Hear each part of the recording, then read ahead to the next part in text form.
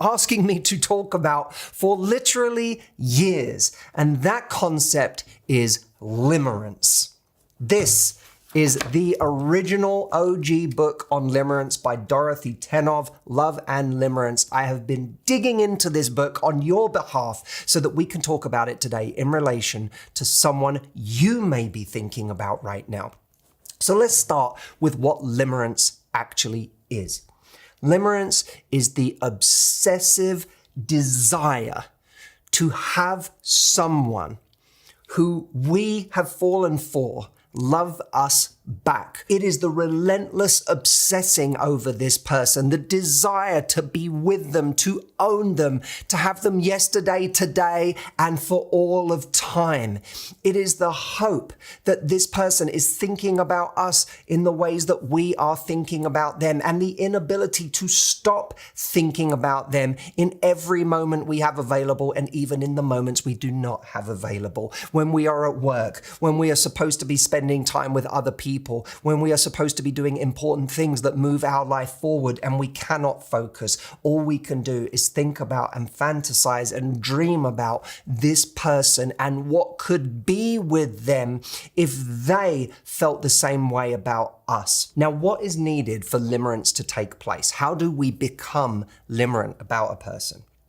We have to have two elements: hope and uncertainty. So what tends to happen in limerence is it's perpetuated by this hope that we're reading signs from this person that they're interested in us, the uncertainty of not knowing for sure if they're interested in us, and the deep fear of actually acting on our feelings and ruining this idea of what we have in our mind and the possibility of it going somewhere because we come on too strong and we scare someone away. The worst thing in the world for a limerent person is to be rejected by the person they are limerent about, because at that point, it turns into a full obsession. One of the most negative effects of limerence is on our confidence and our sense of self-worth. I have been there myself in a situation where I truly lost myself. And in doing so, I lost connection to what was valuable about me, to what was important about me. I put all the importance on the other person. And it took me time to rebuild my confidence after that. If you are feeling that way and you want a plan for rebuilding your confidence and rediscovering your sense of self-worth, I am holding a 30-day free confidence challenge that starts on July the 15th, where I'm going to be taking thousands of people from all over the world through a 30-day process of completing 5 missions that are designed to measurably increase or help rebuild confidence. If you haven't signed up yet, you can do so at mhchallenge.com. I'll leave a link below.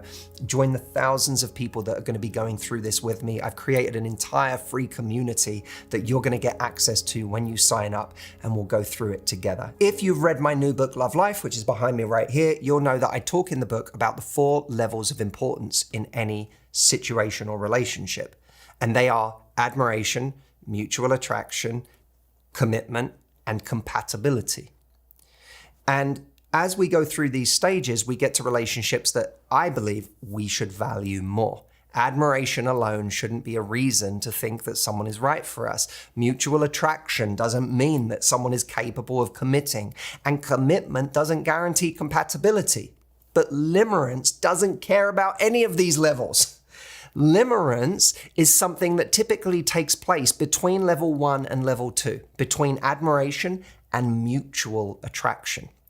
Because between admiration, which is essential for limerence, is that we admire someone. And what happens with limerence is we start to idealize that person.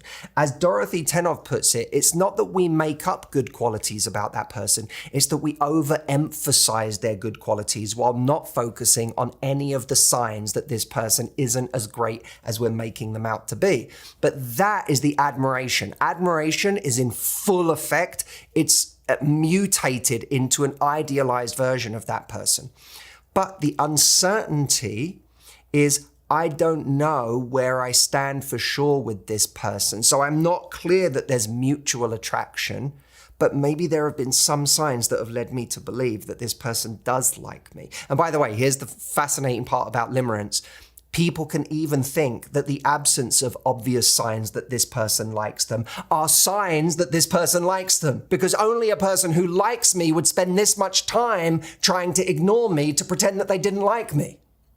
So we can find any justification, if we want to, for the idea that maybe someone does in fact like us, which is why hope doesn't always come from the real world. It can just come from our mind, our imagination, our perception of events, especially if we have a strong desire to feel limerence, to be in limerence with someone. So limerence often takes place between level 1 and level 2, between admiration and mutual attraction. But here's the interesting part. Limerence can even take place beyond mutual attraction, even into level 3, commitment. What's fascinating about that is we would think that if we were in a relationship with someone, if we had commitment from someone, we would no longer be limerent because there would be no more uncertainty. But even within a relationship, both hope and uncertainty can be present. You may have been in a relationship before, I know I have, where you never really felt like you were safe, where you never fully felt like you had that person, where maybe you never quite felt good enough for that person, where you were always worried about your inadequacy, where you spent the entire relationship trying to impress that person or trying to maintain that person's love for you, and therefore never actually progressed beyond limerence. You were stuck in a limerent pattern, even in a relationship where someone was your partner. If you have experienced that before, leave a comment below right now and let me know.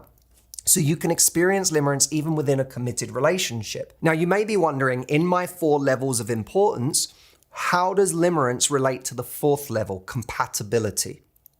And this part's pretty fascinating because limerence doesn't give a shit about compatibility.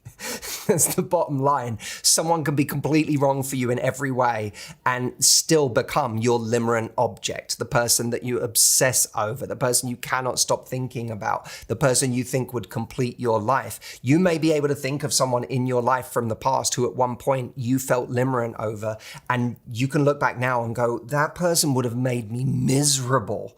I dodged a bullet by that person never reciprocating and wanting me. Well, don't discount the possibility that the person you may be feeling this over now is entirely incompatible with you. And if it helps, I don't believe that anyone who isn't actually reciprocating can be compatible with us, because a huge essential part of compatibility is 2 people who mutually want each other and are committed to each other. One of the proven ways that people can start to lose their limerence for someone is by getting out of the orbit of that person. Limerence is something that feeds on itself. When you're close to someone, when you're interacting with them, when you're able to perceive more signs of their interest, whether they're real or imagined, we give ourselves more and more ammunition to think about them, to fantasize about them, to think about what could be, to write notes in our diary, to imagine scenarios in the future. And then those thoughts replicate and they feed on themselves. When we get out of the orbit of someone, we give ourselves space to have new thoughts and to have thoughts about them less. And over time, they gradually subside until the point where we are sober again. In the meantime, one of the things that can actually help you develop the courage to do that is building your own confidence and your sense of self-worth, connecting to what you are worthy of. And as I said earlier in the video, the place where I'm going to be helping people do that beginning July the 15th is in the 30-day confidence challenge. The event is free, so come sign up. You have nothing to lose.